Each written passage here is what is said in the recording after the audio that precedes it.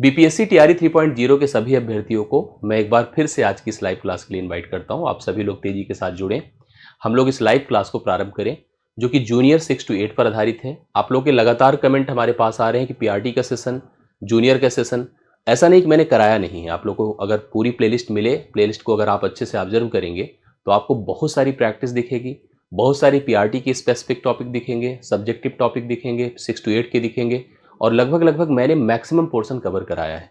तो आप प्लेलिस्ट को जाइए, वीडियोस वॉच करिए, लाइव कक्षाएं हमसे डेली की डेली इंटरेक्ट रहिए। 10 बजे आपको हम इस तरह की प्रैक्टिस रेगुलर करा रहे हैं, कैटेगरी वाइज करा रहे हैं। कभी हम आपको 6 to 8 का सीक्वेंस के हिसाब से जो PYQ पर आधारित है, फिर हम इसकी प्रैक्टिस सेशंस लेंगे, कुछ और अलग कॉन्सेप्चुअल पार्ट्स लेंगे और हम रेगुलर बिहाफ पर इन चीज़ को आपके साथ रूटीन में रखेंगे।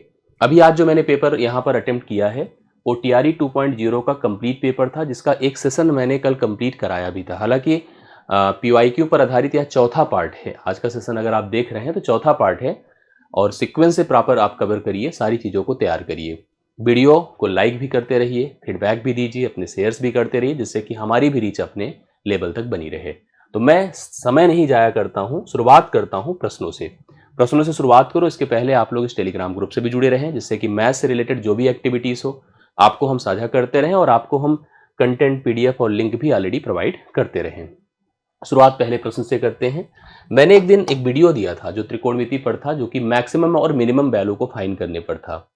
कुछ ज़्यादा ऐसे प्रश्न जब भी आपको दिखते हैं तो बहुत ज़्यादा इधर उधर नहीं करना चाहिए। जैसे आप देख रहे हैं क्वेश्चन क्या है, sine theta plus cos theta और इसकी हमें मैक्सिमम वैल्यू, अधिकतम मान फाइंड करना है।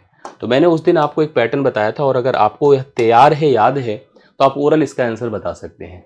उस समय मैंने कहा था अगर कभी कोई expression a sine theta plus b cos theta के फॉर्म में है तो उसकी जो मैक्सिमम वैल्यू होती है, ये मैंने उसी दिन स्पष्ट कर दिया था, आप उस वीडियो को देख लीजिएगा, वह होती है √a² प्लस b²। यही मैंने आपको बताया था, a² प्लस b²।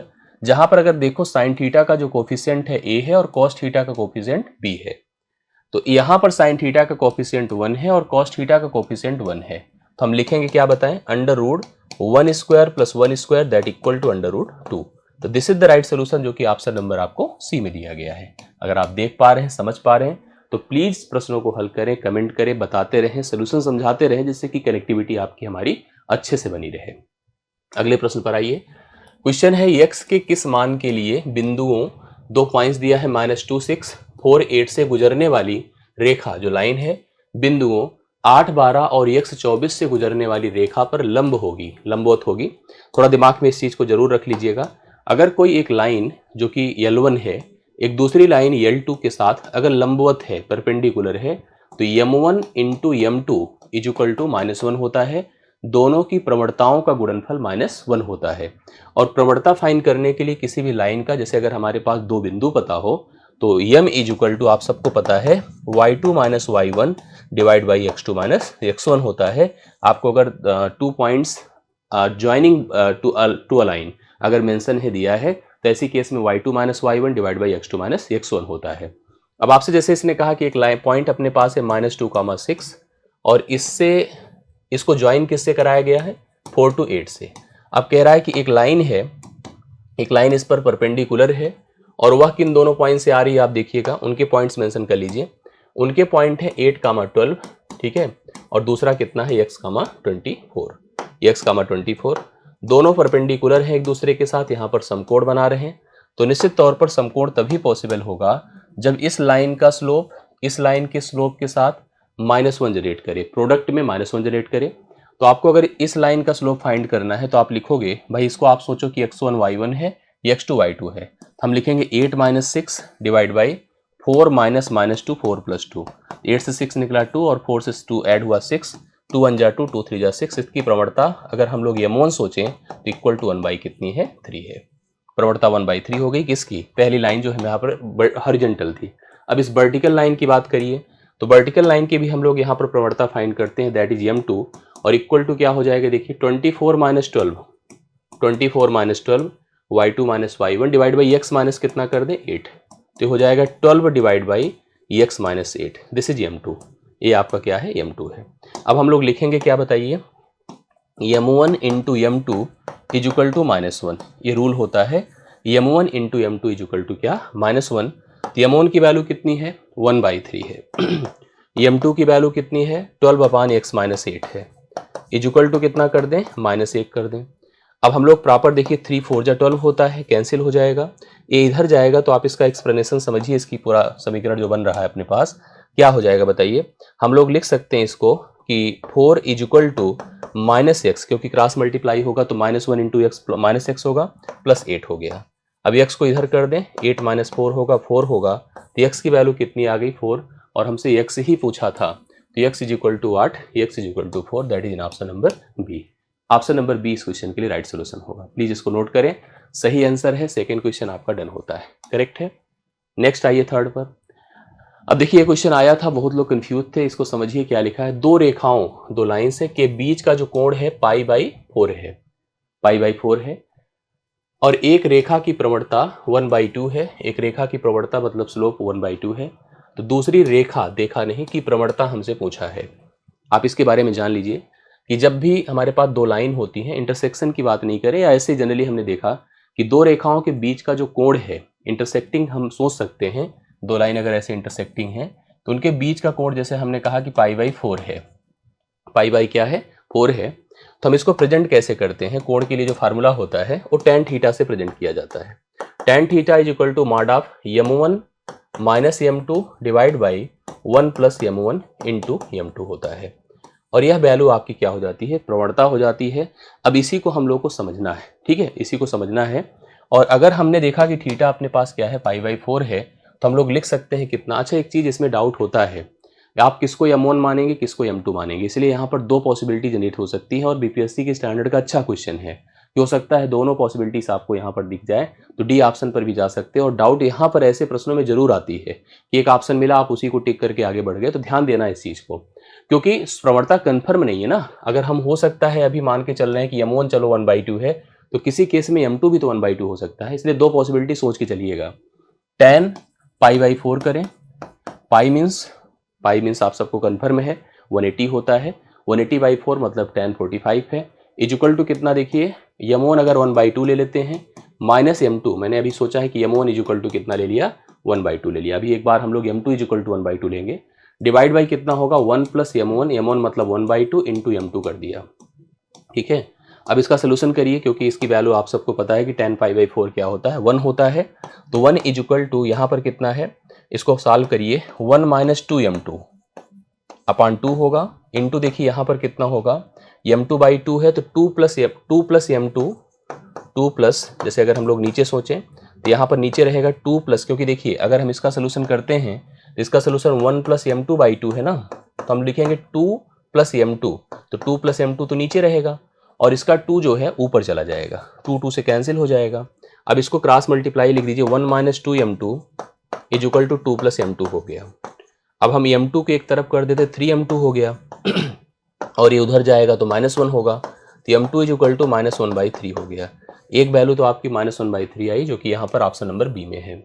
बट हमने जैसे आपसे कहा कि इस समय थोड़ा सा डाउट यहाँ बनता, देखो नीचे वाले में कोई प्रॉब्लम नहीं है, नीचे वाला तो जैसा मैंने बताया 2 प्लस m2 होगा, क्यों, क्योंकि m1 इंटू m2 करें या m2 इंटू m1 करें कोई फर्क नहीं होता। बट अगर यहीं पर हम लोग m1 की जगह पर m2 को 1/2 मान लें, ठीक है, m2 को जैसे ही मानेंगे तो अपना ये जो रूल होगा 1 इज इक्वल टू, देखो यहीं पर ये तो 1 ही होगा, 1 माइनस, देखो क्या हो जाएगा, पहली चीज तो आप इसको ऐसे लिख लीजिए एक बार, हमने m2 को माना 1 माइनस 1/2 होगा, या हम इसको m1 को m1 रहने दें, m1 को m1 माइनस 1/2 कर दे, और नीचे तो चलो ठीक है अपना एज इट इज रहेगा, नीचे क्या रहेगा 1 प्लस m1 रहने देते हैं इंटू 1/2 कर दें। अब इसका सोल्यूशन क्या हो जाएगा, इसको अगर हम प्रॉपर हल करेंगे, इसको उधर ही क्रॉस मल्टीप्लाई कर दीजिए, या यहीं पे पहले हल कर लीजिए, कितना हो जाएगा 2m1 minus 1 divide by 2 into 2 ऊपर हो जाएगा, और जैसे था वैसे ही रहेगा, मतलब 2 प्लस m2 होगा, 2 प्लस m1 होगा, मतलब ये कैंसिल हो गया, उधर क्रॉस मल्टीप्लाई हो जाएगा, 2m1 minus 1 is equal to 2 plus m1 हो गया, इसको इधर कर दे, m1 इज इक्वल टू 3 हो गया, एक m1 की वैल्यू 3 भी आ रही है, मतलब ये दोनों हो सकती हैं, इसलिए मैंने कहा ना डाउट दोनों में रहेगा, डी ऑप्शन इसके लिए राइट सोल्यूशन होगा। जो लोग गलती से -1/3 केवल लगाए होंगे, या हो सकता है उन्होंने पहले दूसरे वाले को प्रेफर किया होगा, 3 आंसर आया होगा, दोनों में एक आंसर लगाने की पॉसिबिलिटी बहुत रहती है ऐसे प्रश्नों में। तो फिलहाल इसका सोल्यूशन डी ऑप्शन होगा, जो आप लोग नोट कर सकते हैं, डी ऑप्शन आपके लिए करेक्ट हल है। ये तीसरा प्रश्न डन होता है। चौथे पर आइए। अब आपके पास देखिए क्या है कि कहा क्या है क्वेश्चन में, 3 बिंदु है, पॉइंट H0, AB है और 0K है, एक रेखा पर स्थित है एक लाइन पर, तो A/H प्लस B/K का मान हमसे पूछा गया है। कोई भी अगर 3 पॉइंट किसी रेखा पर स्थित होते हैं तो एक तरह से संरेख होते हैं, कोलिनियर होते हैं। कोलिनियर देखो, जैसे मैं इसका स्टेप कॉन्सेप्ट बता दूं, अगर मान लीजिए यहाँ पर हमने कहा कि एक बिंदु A है, एक बिंदु B है और एक बिंदु C है। इसके कोऑर्डिनेट्स देख लीजिए, x1 y1 है, इसके अगर सपोज करें x2 y2 है और इसके सोच लीजिए x3 y3 है। अगर ये 3 पॉइंट्स एक रेखा पर हैं, दे आर कोलिनियर। ये सब क्या है? कोलिनियर है। कोलिनियर है मतलब संरेख है। अगर 3 बिंदु आपस में एक दूसरे के साथ संरेख हैं तो उनकी जो प्रवणताएं होती हैं वो इक्वल होती हैं। अर्थात हम यहाँ से अगर इसकी प्रवणता m1 कर दें और इसकी प्रवणता क्या है m2 कर दें, they will be equal to always. ये दोनों आपस में बराबर होंगी। करेक्ट है? तो हम लिख सकते हैं यहाँ पर कितना, y2 minus y1 upon x2 minus x1 is equal to y3 minus y2 divide by x3 minus x2। ये तभी पॉसिबल है जब उनकी प्रवणताएं इक्वल हैं और तभी वो तीनों बिंदु आपस में संरेख है। या ऐसे भी कह सकते हैं कि अगर तीनों बिंदुओं को लेकर के हम एक त्रिभुज का एरिया जनरेट करें तो त्रिभुज का एरिया 0 आएगा, क्योंकि 3 अगर बिंदु एक ही रेखा पर होंगे तो कभी भी ट्रायंगल नहीं फॉर्म कर पाएंगे। ये कॉन्सेप्ट होता है। फिलहाल जैसे यहाँ पर है, अपने पास एक H0 है, ठीक है, एक AB है और एक क्या है 0K है। तो यहाँ पर भी उसी तरह से अगर हम कह रहे हैं एक ही रेखा पर स्थित है तो हम क्या लिख सकते हैं, B minus 0 divide by A minus H is equal to K minus B है डिवाइड बाई 0 माइनस A है। संरेख के लिए हमने यहाँ पर जैसे अभी प्रवणता वाला कॉन्सेप्ट बताया उसी तरह से डेवलप कर दिया। तो B upon A minus H लिख दिया is equal to K minus B divide by minus A कर दिया। इसको एक साथ कर दें तो ये हो जाएगा माइनस AB और इसको एक तरफ कर देते हैं तो ये आपका कितना हो जाएगा, यहाँ पर A minus H into K minus B है। करेक्ट है? K माइनस B है। हम लोगों से जैसे पूछा उसी वे में हम बात करने चल रहे हैं। अभी एकदम स्पष्ट और क्लियर हो जाएगा। हम थोड़ा सा इसको क्लियर कर लें। अगर हम चाहें तो यहाँ पर जो माइनस AB है, पहले तो इसको ऐसे लिख लीजिए एक बार, माइनस AB है और यहाँ पर आप देख पा रहे हैं अगर हम वर्किंग करें, इसका प्रेजेंटेशन करें तो AK होगा माइनस AB होगा। करेक्ट है? थोड़ा इधर स्पेस बना के हम लिखते हैं। जैसे मैंने कहा कि यहाँ पे लिखता हूँ, देखिए ध्यान से, माइनस AB रहने देते हैं, इज इक्वल टू इनका प्रोडक्ट करिए तो कितना होगा, AK होगा माइनस AB होगा प्लस HK होगा माइनस HK होगा माइनस BH होगा माइनस BH होगा। करेक्ट है? अब आप एक चीज़ समझ लो कि यहाँ पर क्या हो गया कि जो AB है AB से कैंसिल होगा। क्यों? क्योंकि दोनों क्या हैं, नेगेटिव हैं, दोनों नेगेटिव हैं। तो हम क्या लिख सकते हैं यहाँ पर, हम लिख सकते हैं AK minus BH is equal to, क्योंकि A बाई H है प्लस आपका कितना रहेगा, प्लस यहाँ पर B बाई K के फॉर्म में है। तो एक बार चेक कर लीजिए इसको कितना लिखा। जैसे हमने कहा AK हो गया माइनस BK हो गया, ये देख पा रहे हैं हम लोग, AK माइनस BK हो गया, AK माइनस AB हो गया, माइनस HK है प्लस यहाँ पर BH होगा। थोड़ा इसको समझिएगा क्योंकि ये प्लस है। अगर ये प्लस है तो आप इसको ऐसे लिखिए, क्या, क्योंकि प्लस ही की रिक्वायरमेंट है, हम लिखेंगे AK plus BH is equal to, ये आपका जो HK है उधर ट्रांसफर कर दीजिए। अब HK से दोनों को डिवाइड कर दीजिए। जैसे डिवाइड करेंगे इसको HK से, इधर भी और इधर भी, तो आपका यह कितना हो जाएगा, AK divide by HK plus BH divide by HK बराबर ये 1 हो गया। अब आप देखो तो K से कैंसिल हो गया और H से कैंसिल हो गया। A बाई H हुआ प्लस B बाई K हुआ इज इक्वल टू 1 हुआ। इसकी वैल्यू देखिए एग्जैक्टली किसके बराबर आ रही है, 1 के इक्वल आ रही है। तो 1 इसके लिए राइट सोल्यूशन होगा। बढ़िया क्वेश्चन है और इस टाइप के सम्स एक प्रॉपर्टी भी जनरेट करते हैं और अच्छे भी होते हैं। तो आप ऐसे प्रश्नों को अच्छे से रेडी कर लीजिए, तैयार कर लीजिए। आशा करता हूँ समझ में आया। एक बार फ्लो अच्छे से कनेक्ट कर लीजिए। तीनों पॉइंट्स लिया, कोलिनियर के कॉन्सेप्ट पे रखा, थोड़ा सा एक्सप्रेशन पर ध्यान देने की जरूरत है। अगर समझदारी नहीं है तो गलत हो सकता है। जैसे क्या हमने इसको क्रॉस मल्टीप्लाई किया, इस दिस AB एंड दिस 1 हमने जो कैंसिल किया, मतलब अपने पास यही 3 टर्म्स बचे। इन्हीं 3 टर्म्स में आप ध्यान देना कि हमको किसी भी तरह से, जैसे A अपान H है ना, बीच में प्लस है, तो प्लस के आधार पर BH को रोका और उधर HK कर दिया। अब उधर की वैल्यू को अगर हम थोड़ा सा एलिमिनेट करना चाहें तो HK से दोनों साइड में डिवाइड कर दिया और डिवाइड किया तो ये कैंसिल होकर A बाई H आया और B बाई K आया इज इक्वल टू 1 आया। तो राइट सोल्यूशन आपका 4th का C ऑप्शन है। फिर देखिएगा नेक्स्ट क्वेश्चन अपना आता है, यदि किसी सरल रेखा के मूल बिंदु से डाला गया लंब y अक्ष की धनात्मक दिशा से अल्फा कोण बनाता है और यह p लंबाई का है, तो सरल रेखा का समीकरण आपको बताना है। उस समय सरल रेखा का समीकरण आपको बताना है, एक्सप्लेन करना है। इसको ध्यान से देख लीजिए कैसे करा जा सकता है, बहुत ही आराम से। देखो ये तो ओरल होता है, मैं आपको बताऊं इसके लिए फार्मूला ही जानना जरूरी है। जैसे कभी प्रश्न आप देखिए, कल ही अभी यूजीसी नेट का पेपर हुआ, उसमें सीधा सीधा जो आपके यहाँ एक प्रश्न आता है स्टैंडर्ड डेविएशन का, मानक विचलन का, उसका सीधा सीधा फार्मूला आया था कि हम लोग यहाँ पर लिखे रूट में क्या, रूट में summation of I starting from 0 to J या एन तक X minus x bar divide by का whole square divide by N. तो सिंपल सा आता है। इसी तरह से यह भी है, किसी सरल रेखा पर मूल बिंदु से, सरल रेखा मतलब ऐसे जनरल है, और मूल बिंदु देखिए ये है, ये है मूल बिंदु, करेक्ट है।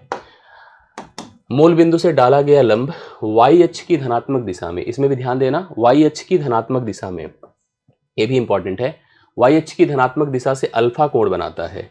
देखिए क्या बोला, मूल बिंदु से डाला गया लंब y अक्ष की धनात्मक, देखिए एक तो होता है x अक्ष, x अक्ष के साथ, अच्छा पॉजिटिव और नेगेटिव का कॉन्सेप्ट क्या है, जब हम लोग कोई मूवमेंट की बात करते हैं, देखिए कोऑर्डिनेट सिस्टम जो अपना पढ़ते हैं हम लोग, जब कोण अपना एंटी क्लॉकवाइज होता है तो धनात्मक कोण बनाता है, और जब क्लॉकवाइज होता है तो ऋणात्मक कोण बनाता है। ऐसे y अक्ष की धनात्मक दिशा में अगर कोण बना रहा है अल्फा, यहाँ पर समझिएगा, y अक्ष की धनात्मक दिशा में अगर अल्फा कोण बना रहा है, और इसने कहा है कि अल्फा कोण, और यह p लंबाई का है, इसकी लेंथ भी कितनी है, इसकी लेंथ भी यहाँ पर कितनी है, p है।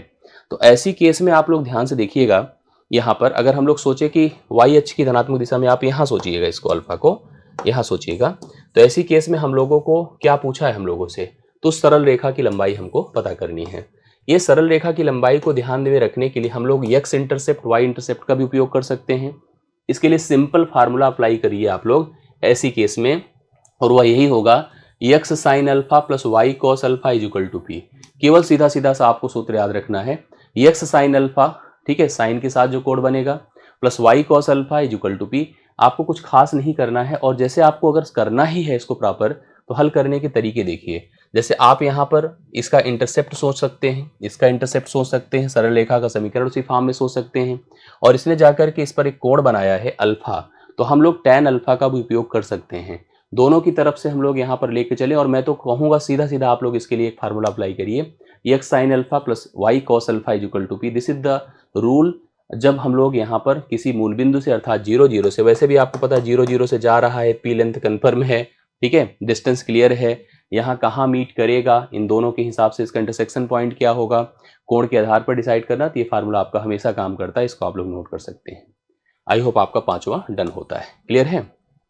छठे पर आइए, अब देखिए इस क्वेश्चन को समझिएगा क्या लिखा है। ABC धनात्मक वास्तविक संख्याएं हैं, मतलब रियल नंबर हैं। अगर ये रियल नंबर हैं तो आपसे क्या पूछा है, देखिएगा, रूट के अंदर A इनवर्स B, ठीक है, इंटू रूट के अंदर B inverse C into root के अंदर C इनवर्स A का मान आपसे पूछा है, करेक्ट है। इसको कैसे फाइंड करेंगे, इसको समझने की कोशिश करिए। इसका मान क्या होगा, इसको डिसाइड करिए। बहुत ही आसानी से आप रूट के टर्म्स को यूज कर सकते हैं। जैसे अगर कभी रूट लगा है और वो भी स्क्वायर रूट है, तो पहली चीज, सब पे रूट लगा है तो एक साथ ही प्रेजेंट कर लीजिए, A inverse B into B inverse C into C inverse A। ये आपको क्लियर दिख रहा होगा। और यहाँ पर भी हम इसको कैसे लिख सकते हैं, ऐसे, A इनवर्स मतलब 1/A इंटू B इनवर्स मतलब 1/B इंटू C इनवर्स मतलब 1/C इंटू A। अब आप देखो, जैसे B से कैंसिल हुआ, C से कैंसिल हुआ, A से कैंसिल हुआ, तो फाइनली यहाँ पर √1 बचेगा, जिसकी वैल्यू कितनी हो जाएगी, 1। तो राइट सोल्यूशन इसका कितना होगा, 1 है, ऑप्शन नंबर ए में दिया है। करेक्ट सोल्यूशन छठे प्रश्न का आपका 1 बनकर सामने आ रहा है, क्लियर है। अब नेक्स्ट क्वेश्चन पर आइए। एक तार की त्रिज्या 1/3 करने पर, एक तार की जो रेडियस है, अगर उसका बेस सर्कुलर है, तार की त्रिज्या को 1/3 करने पर उसकी लंबाई कितनी बढ़ जाएगी, लंबाई को कितना बढ़ाना होगा यदि उसका आयतन वही रहे। आयतन में कोई परिवर्तन हमको नहीं करना है।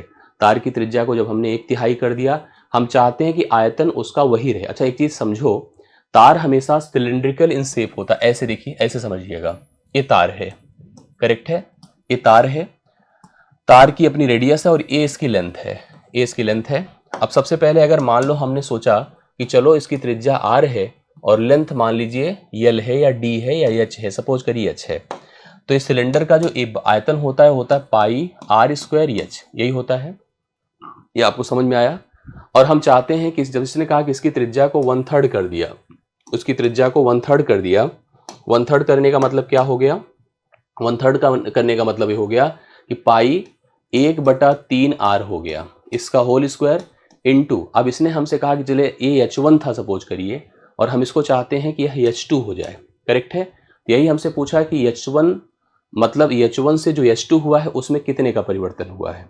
H1 से H2, भाई सीधी सी बात है, हम चाहते हैं कि आयतन अपना बराबर रहे दोनों केस में।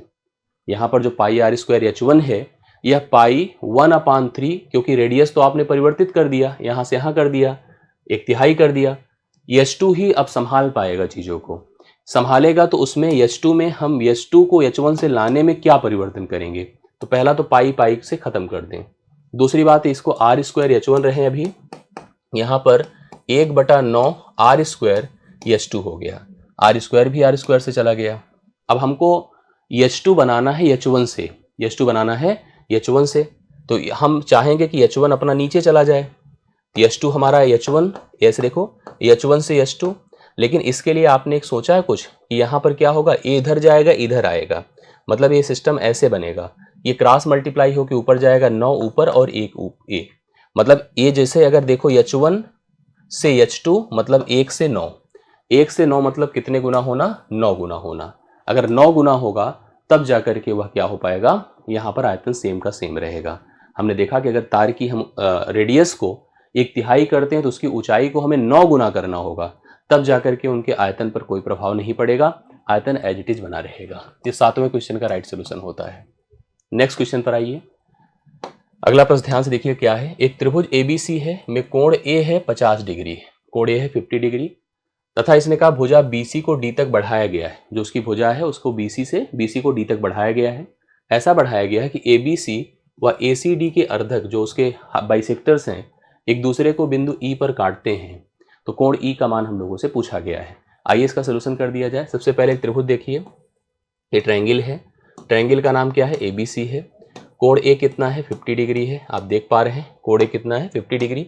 अब इसने कहा कि BC को कहाँ तक बढ़ाया गया, D तक बढ़ाया गया, सपोज करो यहाँ तक बढ़ाया गया D तक, करेक्ट है।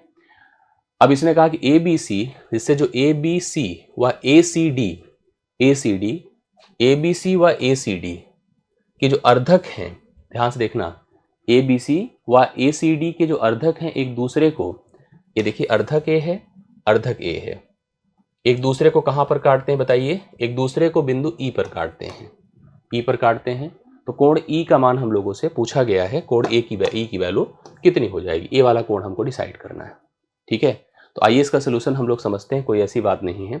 एक बात तो आप लोग समझ लीजिए, जनरली अगर हम सोचें, जैसे यहाँ पर जो कोण बनता इसका ए 50 और ए मिल करके, जैसे मान लो अगर हम कह दें कि अल्फा बनता, पूरा कितना बनता, अल्फा, करेक्ट है। इतना ध्यान दीजिएगा, एकदम क्लियर हो जाएगा, कोई ऐसी बात नहीं। अगर ए अल्फा बनता तो ए बताइए क्या होता, α/2 होता, यस α/2 होता, क्योंकि अर्धक हुआ। और यह कितना होता बताइए, आप खुद ही कंफर्म करो, यह 50 है और यह पूरा अल्फा है, तो 180 हम जो जैसे आपसे कह रहे हैं उसको ध्यान से देखिएगा तो क्लियर हो जाएगा, ठीक है। 180 प्लस 180 से क्या घटाना होगा, 180 माइनस कितना घटाना होगा, 50 प्लस अल्फा घटाना होगा, तो आएगा 130 माइनस अल्फा, ये कोण आपका 130 माइनस क्या होगा, अल्फा होगा, ये वाला कोण। ये α/2 है, वह 130 माइनस अल्फा है।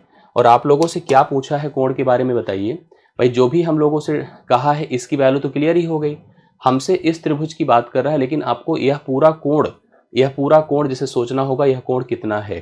अच्छा एक बात आप लोग ऐसे भी सोच लीजिए, अगर हम इसको ना भी लेते, हालांकि इसका मान सही है हम लोगों ने जो निकाला है, लेकिन आपको क्लियर बता दूं कि जो बहिष्कोण होता है ए वाला कोण, यह अपने अंतः दोनों जो विपरीत अंतः कोण होते हैं उनके जोड़ के बराबर होता है। अर्थात यह कोण आपका पता है कितना होता, 50 प्लस अल्फा होता, 50 प्लस क्या होता, अल्फा होता। अगर यह 50 प्लस अल्फा होता तो यह मान कितना हो जाता, 50 प्लस α/2 होता, क्या होता, 50 प्लस α/2, ए भी होता। आई बातें समझ में।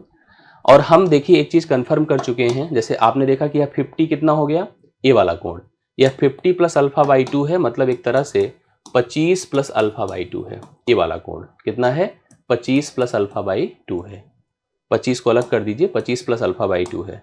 और इसकी भी ज़रूरत है अगर देखा जाए, क्योंकि अपने को पता है यह कोण अगर कन्फर्म है, यह कोण कन्फर्म है, 180 से घटा देंगे तो इसका कोण क्लियर हो जाएगा। और हो सकता है कि इसको और आसानी से उस समय आपको देखने को मिल जाए, लेकिन अभी की कंडीशन में जैसा हम लोग चल रहे हैं भी ज़रूरी है जानना, क्योंकि ये अल्फा बाई 2 है, लिख लीजिए, ठीक है। और यह कोण कितना आया अपना बताइए, ये कोण तो आपको क्लियर ही था, क्या था बताइए, 130 माइनस अल्फा था। कितना था, 130 माइनस अल्फा था। और उसमें क्या जुड़ गया, उसमें भी जुड़ गया 50 plus alpha by 2, 50 plus alpha by 2, correct है। अब आप इसको थोड़ा ओपन कर लो, जो आया है उसको 180 से घटा दीजिए, आंसर हो जाएगा। देखिए यहाँ पर क्या है, पहले पूरा समझ लीजिएगा, यहाँ पर कैसे क्या बना हुआ है भाई, ये समझिए, यह कोण कितना है, 130 माइनस अल्फा है, ये सही है। ये कोण कितना है, 25 प्लस अल्फा है, कितना है, 25 प्लस अल्फा बाई 2 है, हमने लिखा 25 प्लस अल्फा बाई 2 है, करेक्ट है। एक बात समझो, अल्फा बाई 2 माइनस अल्फा खत्म हो गया।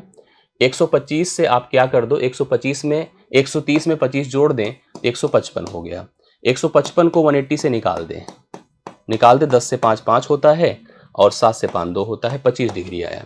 तो 25 डिग्री इसका राइट सोल्यूशन होगा, जो ऑप्शन नंबर ए में दिया गया है। अब आपको सर इतना तामझाम इसमें किया है, तो मैं आपको क्लियर बता दूं, अगर इसका बाइसेक्टर गया था और इसका बाइसेक्टर गया था तो इसका आधा होना तय था, तो 25 डिग्री तो वैसे भी हो जाता। बहुत लोग को यह प्रोसेस नहीं समझ में आया होगा, लेकिन बढ़िया है, इस तरह से भी जानना जरूरी है।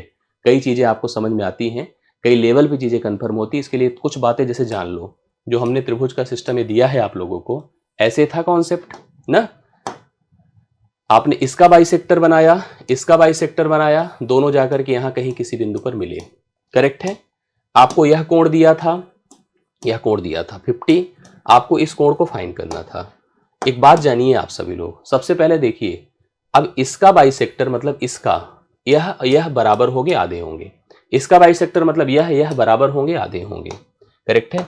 हमको एक त्रिभुज दिख रहा है कि नहीं है, यस दिख रहा होगा एक त्रिभुज। अगर त्रिभुज है तो यह कोण अगर पता होता और यह कोण पता होता, दोनों को जोड़कर 180 से घटा देते, कोण आता कि नहीं आता, बिल्कुल आता। अब हमने वही प्लान किया कि अगर हमने इस पूरे कोण को अल्फा माना तो अल्फा बाई 2 हो गया, करेक्ट है। और ये 50 प्लस अल्फा हुआ, अगर 180 से घटाएं तो 130 माइनस अल्फा हो गया, ये भी सही है। और दूसरा आपने जैसे नोटिस किया था कि भाई ये 50 प्लस अल्फा ही होता, उसका आधा 25 माइनस अल्फा बाई 2 होगा। इन दोनों को जोड़ा और इसको भी जोड़ा, मतलब किसको किसको, alpha by 2 plus 130 minus alpha plus 25 minus alpha by 25 क्या हो जाएगा, प्लस 25 प्लस अल्फा बाई 2, ये दोनों जुड़ करके इसके बराबर खत्म होंगे। और यह घटेगा तो कितना आया था, यह इसमें जुड़ा था, 155 आया था। और जब मैंने इसी चीज़ को 180 से घटा दिया तो इसकी वैल्यू कितनी आ गई, इसकी वैल्यू आपकी कितनी आ गई, आपकी 25 डिग्री आई। तो 25 डिग्री राइट सोल्यूशन है जो आपने देखा है। इस तरह के प्रश्न अगर आपको एग्जाम में दिखे तो आप हल करके आइए, ध्यान दीजिएगा। नेक्स्ट क्वेश्चन देखिएगा, दो प्राकृतिक संख्याओं के वर्गों का योग 410 है। यदि बड़ी संख्या का वर्ग छोटी संख्या के 26 गुने में 3 जोड़ने से मिलता है, तब उन दो संख्याओं का अंतर आपसे पूछ रहा है, क्या हो जाएगा। दो प्राकृतिक संख्याओं के वर्गों का योग कितना दिया है बताइए। दो प्राकृतिक संख्या अगर a है a स्क्वायर, दूसरी है b स्क्वायर, बराबर 410 दिया है, ठीक है। ये बड़ी संख्या का वर्ग, अब बड़ी संख्या इसमें कंफर्म नहीं, छोटी संख्या के 26 गुने, जैसे मान लो बड़ी संख्या हम a ही लेते हैं, a स्क्वायर छोटी संख्या के 26 गुने में 3 जोड़ने से प्राप्त होता है, तो 26b प्लस 3 होगा। a स्क्वायर बराबर क्या होगा, 26b प्लस 3 होगा। पहली चीज तो दो प्राकृतिक संख्याओं के वर्गों का जोड़ 410 था, क्लियर किया। यदि बड़ी संख्या, अब उसमें चलो a ही माना, उसका वर्ग छोटी संख्या के 26 गुने में 3 जोड़ने से प्राप्त होता है। छोटी संख्या मतलब b, उसके 26 गुने में 3 जोड़ने से प्राप्त होता है। a स्क्वायर की जगह इसी को पुट कर दीजिए, क्या 26b plus 3 plus b square बराबर कितना, 410, करेक्ट है।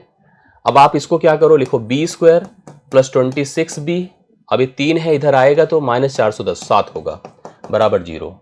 अभी आप 407 का ऐसा फैक्टराइजेशन करिए कि जोड़ या घटाओ 26 आ जाए।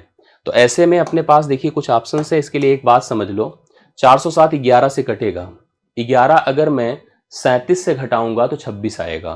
तो मैं श्योर कर दे रहा हूँ कि बी स्क्वायर प्लस इसको आप लोग यहाँ पर 37 लिख दो, माइनस 11 कर दो, b होगा माइनस 407 बराबर 0 होगा। तो बी स्क्वायर, ध्यान से हमसे संख्याओं का अंतर पूछ रहा है, B square plus 37b -11b plus 407 minus 407 बराबर 0 हो गया। तो बी स्क्वायर अगर हम बी कामन कर लें इन दोनों से, बी कामन कर लिया तो b प्लस 37 हो गया। -11 कामन कर लिया, b प्लस ए भी डिवाइड करो, 11 3 33, 11 7 77, 37 बराबर 0, अर्थात b -11 बराबर 0, अर्थात b बराबर क्या होगा 11। और यहाँ से 20 -37 होगा, उसकी जरूरत नहीं है, तो b का मान अपने पास 11 आ गया। अगर b का मान अपने पास 11 आ गया तो a का मान हम कैलकुलेट कर सकते हैं ना, यहाँ से भी नोट कर सकते हैं आप लोग। b का मान 11 तो 121 होगा b स्क्वायर, इसमें से घटा दे 410 से 121 को, 10 से 1 9 होता है, और 10 से 1 9 और 10 से 2 कितना हुआ 8, 289 हो गया। 289 का वर्गमूल 17 होता है, ये 17 हो गया a का मान, और b का मान 11 है, 11 17 से घटेगा तो 6 आएगा इसका रिजल्ट, 6 इसका राइट सोल्यूशन है, करेक्ट है। तो इस प्रश्न के लिए करेक्ट सम आपका 9वें क्वेश्चन के लिए कितना है 6 है, और इस प्रश्न को आप लोग नोट कर लें, करेक्ट सोल्यूशन है, ठीक है। अगले प्रश्न पर आइए। एक व्यक्ति 10 रुपए में 11 पुस्तकें खरीदता है, कितने में 10 रुपए में 11 पुस्तकें खरीदता है, और 11 रुपए में 10 पुस्तकें बेचता है, उसे कितने प्रतिशत का लाभ होता है, आप बताइए। अभी कंफर्म कर दिया कितने परसेंट का लाभ होता है, थोड़ा अगर कंफ्यूज करता, ये कह सकता था कितने प्रतिशत का लाभ या हानि हुआ, तो भी एक अच्छा प्रश्न बन जाता, वही अच्छा ही प्रश्न था अगर सही पूछा जाए। यहाँ पर 2 बातें दिमाग में रखिएगा, जैसे आपने देखा कि 10 मतलब जैसे यहाँ पर थोड़ा ध्यान दीजिएगा संख्या का, और यहाँ पर रखिएगा दाम, 2 चीजें ध्यान दीजिएगा। देखिए हमको प्रॉब्लम, जैसे इसने हमको 2 समान है तो समान एक, लेकिन संख्या दोनों की अलग अलग है। अगर उसने 11 पुस्तकें 10 में खरीदी हैं और 10 पुस्तकें 11 में बेची है, तो निश्चित तौर पर लाभ होगा। क्यों? क्योंकि व्यापारी हमेशा कोशिश करते हैं कि जब थोक में सामान खरीद कर लाते हैं, अपने गोडाउन शोरूम में लगा देते हैं, तो कोशिश करते हैं कि वह जल्दी से जल्दी अपने जो उनका लागत होता है, जो उनका निवेश होता है, उसको निकाल लें। और जितनी जल्दी वो निकाल लेते हैं उतने ही की बाद आप उसी के हिसाब से उन्हें प्रॉफिट अचीव होने लगता है। जैसे अगर कोई व्यापारी कुछ सामान 10 रुपए में खरीदा, या हम कह दें 15 सामान 10 रुपए में खरीदा, उसने 8 ही बेचा, तब तक उसे 10 रुपए मिल गए।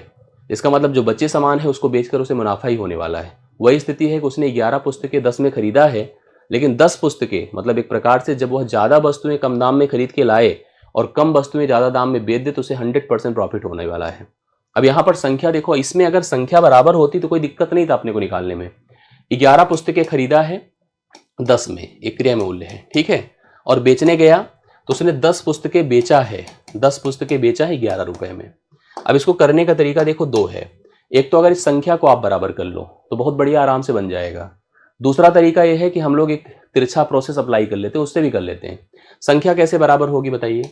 अगर मैं इसको 10 से गुणा कर दूं और इसको मैं 11 से गुणा कर दूं, मतलब मेन उद्देश्य हमारा संख्या बराबर करने का है। संख्या बराबर अगर मैंने कर दिया, जो यहाँ पर 11 था 10 से गुणा होकर के 110 हो जाए, क्लियर, और यह 10 से गुणा होकर ये भी 110 हो जाए, और यहाँ पर 10 का 10 से गुणा होगा तो 100 होगा, और यह 121 होगा। तो इससे देखो एक चीज तय हो गई कि यहाँ पर संख्या दोनों की बराबर है। तो ऐसे में आप लाभ जो पाएंगे वो एग्जैक्टली लाभ हो जाएगा। 100 से 121 मतलब 21% का लाभ है, 21% का लाभ है। ऑप्शन नंबर सी है राइट सोल्यूशन इस प्रश्न का, नोट कर सकते हैं। तो 10वें प्रश्न का करेक्ट हल आपका कितना है पता है? 21% लाभ, ये राइट सोल्यूशन है। आ जाइए इस पर आइए। निम्न चित्र में बाह्य बिंदु P से वृत्त पर स्पर्श रेखाएं PQ तथा PR खींची गई है। एक अपने पास एक सर्कल है, देख पा रहे हैं आप लोग, ठीक है, ये सर्कल है। सर्कल का एक बाह्य बिंदु है P से एक रेखा इस पर खींची गई है PQ, और P से ही इस पर एक रेखा खींची गई है PR। यहाँ पर O है, यहाँ पर यह सेंटर से इसको मिला रही रेडियस है, ये सेंटर से मिला रही रेडियस है, यहाँ पर ये B है, और कुछ वैल्यूज दी गई हैं, ध्यान से उसको समझ लीजिएगा। ये 35 डिग्री दिया है और यह आपका A दिया है। मैं आपको एक चीज़ बता दूं कि अगर कभी कोई सर्कल हो, जैसे ध्यान से देखना, अगर कोई सर्कल हो, सर्कल के बाह्य बिंदु से उस पर 2 स्पर्श रेखाएं खींचते हैं, तो पहली बात तो स्पर्श रेखाएं इक्वल होती हैं। अगर यहाँ पर P है और A है और A B है तो कन्फर्म है कि PA इक्वल टू PB होगा। दूसरी बात ध्यान दीजिएगा, जो सेंटर होगा, सेंटर से इस पर हमेशा समकोण बनेगा, ये भी कन्फर्म मान लीजिएगा। और इस बिंदु से अगर हम इसको मिला दें तो मिलाने से पहले मिलाने पर एक कोण इसके बराबर होगा, एक कोण इसके बराबर होगा, और इस कोण को हमेशा जोड़कर देखिए तो 180 होगा। क्यों? क्योंकि यह 90 ऑलरेडी 180 है और चतुर्भुज बन रहा है, चतुर्भुज के चारों अंतः कोण 360 होते हैं। यहां पर जो प्रश्न पूछा है हम लोगों से ए का मान और बी का मान, ए और बी का मान पूछा है। एक बात समझिए आप लोग, जैसे यहां पर हमको क्लियर है कि यह अगर 35 है तो श्योर है कि आपका कितना होगा, 35 ही होगा। मतलब ए का मान तो आपका डन है 35 होगा, मैंने आपको बताया कि इक्वल होगा। दूसरी बात यहां पर हम कह सकते हैं कि चलो अब बी को थोड़ा सा लेके डाउट ये आया कि बी तो क्लियर है नहीं, लेकिन ये पता है कितना हो गया, 70। कितना हुआ, 70। अगर ये 70 है 180 से घटा दें तो यह पूरा कोण 180 माइनस क्या हो जाएगा, 70, मतलब 110 होगा। और 110 का आधा ये 55 होगा, ये भी कितना होगा, 55 ही होगा। अर्थात बी का मान 55 होगा। ऑप्शन नंबर आपका क्या हो जाएगा, बी ही होगा। 35 ए का मान होगा और बी का मान 55 डिग्री आएगा। तो ये आपका जो टेंजेंट का क्वेश्चन है, बेसिकली आप इसको देखिए, टेंजेंट से रिलेटेड और भी वीडियोस आप देखेंगे तो आपको क्लियर हो जाएगा। इस पे फिलहाल आप लोग अपना पॉइंट नोट कर सकते हैं। क्लियर, चलो इसको देखिएगा। 12 नंबर, 110 मीटर, ध्यान से देखना, लंबी एक ट्रेन है, 58 किलोमीटर प्रति घंटे की गति से यात्रा कर रही है। ठीक है, कितने समय में वह एक राहीगुर को जो उसी दिशा में 4 किलोमीटर प्रति घंटे की गति से चल रहा है पार कर लेगी। देखिए ट्रेन है, ये ट्रेन है, ट्रेन का अपना ड्राइवर है, इसका अपना गार्ड है। 110 मीटर इसकी लंबाई है, ये इसकी लंबाई है। इसकी जो स्पीड है वो 58 किलोमीटर पर आवर है। ये ऐसे इस दिशा में जा रही है, करेक्ट, और इस दिशा में जा रही है। यहाँ पर एक व्यक्ति है, व्यक्ति भी चल रहा है। व्यक्ति की गति कितनी है, 4 किलोमीटर प्रति घंटा है। व्यक्ति भी चल रहा है, 4 किलोमीटर प्रति घंटे की गति से चल रहा है। ट्रेन उस व्यक्ति को इसलिए पार कर लेगी क्योंकि ट्रेन की गति व्यक्ति की गति से बहुत ज्यादा है। हम किसी को पीछा करके पार तभी कर पाएंगे जब मेरी गति उसकी गति से ज्यादा होगी, नहीं तो हम पार नहीं कर पाएंगे। तो हमसे पूछा है कि वह कितने समय में पार कर लेगी। पार करने में जो लगा समय होता है, ऐसे जब हम किसी का पीछा करके उससे ज्यादा चाल चल करके हम लोग यहाँ पर अगर किसी को पार करते हैं तो पार फिलहाल ट्रेन कर रही है और व्यक्ति की कोई ब्रेथ तो है नहीं। व्यक्ति की जो ब्रेथ, पेड़ की ब्रेथ, हालांकि व्यक्ति ही चलेगा, पेड़ और पोल तो चलता नहीं। तो व्यक्ति की जो लेंथ है वो नगण्य मानी जाती है, नेग्लेजिबल होती है। ऐसे में ट्रेन अपनी ही लंबाई को पार करती है। और कैसे पार करती है, क्योंकि इसकी चाल इससे ज्यादा है। जो डिफरेंस है दोनों के बीच में 54 किलोमीटर प्रति घंटा है। ध्यान देना, ये मीटर है, ये 54 किलोमीटर प्रति घंटा है। इसको सबसे पहले हमें मीटर पर सेकेंड में कन्वर्ट करना होगा। 54 गुणे 5/18 करना होगा, 18 तिया 54, 3 पचे 15 करना होगा। 110/15 हुआ, 5 तिया 15 होता है, 5 दूना 10, 5 दूना 10, 22/3 हुआ। ये 22/3 क्या हुआ पता है, ये 22/3 मिनट हुआ। अब मिनट हुआ तो मिनट से हम इसको क्या कर देंगे, सेकेंड में कन्वर्ट करेंगे। यहां पर ध्यान से देखिएगा, इसको आप क्या लिख सकते हैं, 3 7 21, 7 सही 1/3, इसको आप सेकेंड लिख सकते हैं, जो कि ऑप्शन नंबर सी में दिया गया है। इस प्रश्न के लिए करेक्ट सोल्यूशन होगा। 12वां डन होता है। ठीक, आइए 13 पर आइए, 13वें पर। एक वृत्त के व्यास के एक छोर, वृत्त है सर्कल, देखिएगा सर्कल का सेंटर है, सेंटर को मिलाने वाली रेखा ही डायमीटर अर्थात व्यास कहलाती है। एक बिंदु ए है, एक बिंदु बी है। ए लेंथ इस लेंथ के बराबर क्योंकि रेडियस होती है। वृत्त के व्यास के एक छोर का निर्देशांक 4, -1 है। केंद्र का निर्देशांक 1, केंद्र जो है सेंटर वो है मान लीजिए 1, -3 है। तो व्यास के दूसरे छोर पर निर्देशांक क्या होगा, हमने कहा चलो x, y होगा, या x1, y1 होगा। करेक्ट है, x1, y1 होगा ये। अब ये सोचो कि this is the mid point, क्योंकि यह बीच का बिंदु होगा। इसका कोऑर्डिनेट अगर x, y सोचो जो आपको दिया है, तो रूल के हिसाब से x = x1 + x2/2, और इस समय इसे आप कह दो x2, y2। तो x की वैल्यू कितनी है, 1 है। x1 + x2 मतलब x1 + 4/2 कर दीजिए। ठीक है, तो 2 उधर जाएगा तो यहां से हो जाएगा कितना बताएं, x1 + 4 = 2, x1 = -2। x1 तो -2 हो गया, यहाँ पर -2 पर ऑप्शन एक ही है। पूरा कर लीजिए क्योंकि हम एक से हम इतना जजमेंटल नहीं हो सकते हैं। ठीक है, इसको देखिए, y मतलब दिस y1, y1 मतलब -1 + y1 / 2, और y का मान कितना है, -3 है। y का मान कितना है भाई, -3 है। -1 + y1 बाई आपका 2 हो गया, 2 उधर चला जाएगा, -6 = -1 + y1 हो गया। इधर जाएगा तो -5 होगा = y1 हो गया। तो राइट सोल्यूशन, चलो ठीक है, परफेक्ट है, पहला ऑप्शन करेक्ट है। पहला ऑप्शन आप उतारिए। मैं आज आपसे चाहूंगा कि आप अपने टॉपिक लिखिए, ठीक है, जूनियर वाले देख रहे हैं, टॉपिक लिखें जो जो प्रॉब्लम अभी बची हैं, तो मैं बताऊं कि मैंने क्या पढ़ा दिया, क्या आपको पढ़ना है, क्या बचा है, कंफर्म कर लीजिएगा। ठीक है, चलिए इसको समझिएगा।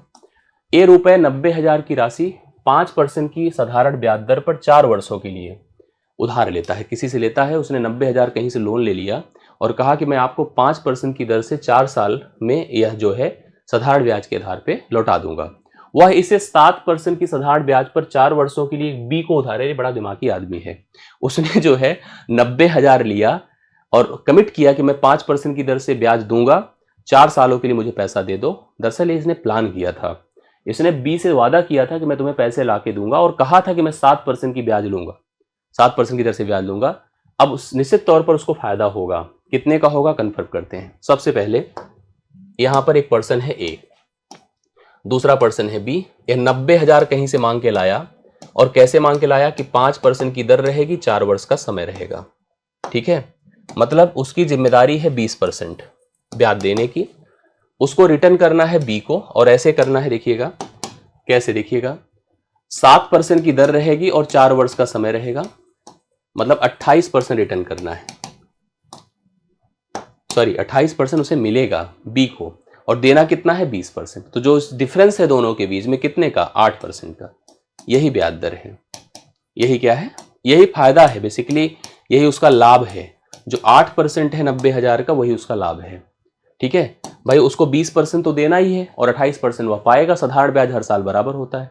8% 90,000 का क्या होगा, 8/100 गुणे आप 90,000 कर दो, 2 जीरो गए, 8 9 72, 7200 का मुनाफा कमा लिया उसने बैठे बैठे।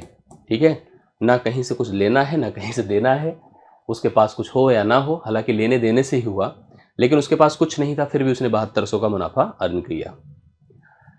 ये लास्ट क्वेश्चन है और मैंने इसको करा रखा है, आप इसको ध्यान से देख लीजिएगा एक बार। मैंने अभी से कहा नहीं कि आपको अभी उससे यूजीसी का पेपर हुआ था, उसके फर्स्ट शिफ्ट में एक फार्मूला ही दे दिया था ऐसे, क्या कि सिग्मा आप, ध्यान से देखिएगा, सिग्मा आप आई इज इक्वल टू 0 से या 1 से लेकर n तक था, और यहाँ पर लिख देते हैं x i minus x bar का whole square divide by n, और इसको रूट में कर दिया। ये आया था कि यह किसका फार्मूला है, दरअसल ये जो लिखा है ना इसी का फार्मूला था, स्टैंडर्ड डेविएशन का फार्मूला है। डेविएशन होता क्या है, जब कभी हमारे पास कुछ आंकड़े हैं, जैसे मान लो कुछ आंकड़े दिए हैं 11, 7, 10, 13, 9, ये आंकड़े हैं, एक्स के मान है। मैं अगर एक को ना रीड करके कह दूं कि भैया आपके लिए एक सिंगल वैल्यू क्या होगी, तो कहेंगे हमारा मीन जो होगा, माध्य जो होगा, वही सिंगल वैल्यू होगी। तो मीन मतलब x bar is equal to सारे आंकड़ों का योग, मतलब सम डिवाइड बाई नंबर, जैसे एवरेज होता है। जोड़िए, 11 + 7 + 10 + 13 + 9 डिवाइड बाई कितने, 5। जोड़िए कितना होगा, 13 7 20, 10 30, 10 40, 41 9 49, 50।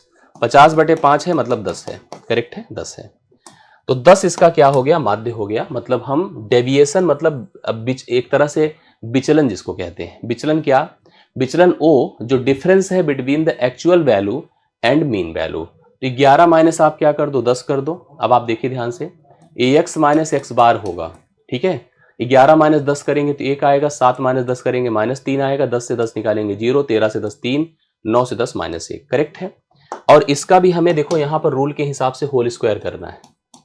होल स्क्वायर करेंगे तो कितना, 1 का 1 ही होगा, 3 का 9 होगा, 0 का 0 होगा, 3 का 9 होगा, 1 का 1 होगा। और सिग्मा जो लिखा है एक्स माइनस एक्स बार का होल स्क्वायर, इसका मतलब कहता है जोड़ दो सबको।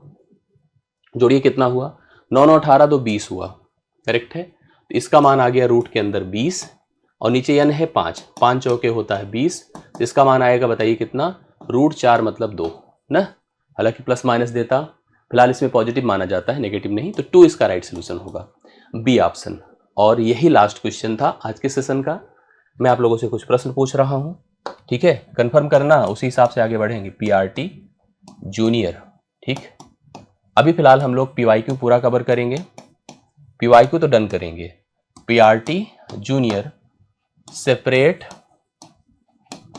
आर कंबाइन,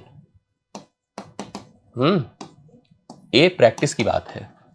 बोलो प्रैक्टिस या कॉन्सेप्ट क्लास, दोनों में आप बताइए। और कॉन्सेप्ट अगर क्लास बोलेंगे आप लोग तो टॉपिक जरूर मेंशन करना, कौन सा टॉपिक, ठीक है, मेंशन करिएगा। इंतजार रहेगा आपका कमेंट्स का और फीडबैक का, और लाइक करिएगा। बाकी मुलाकात अगली क्लास में होगी। अभी के लिए मेरी तरफ से इतना ही। बहुत बहुत धन्यवाद। Thank you so much.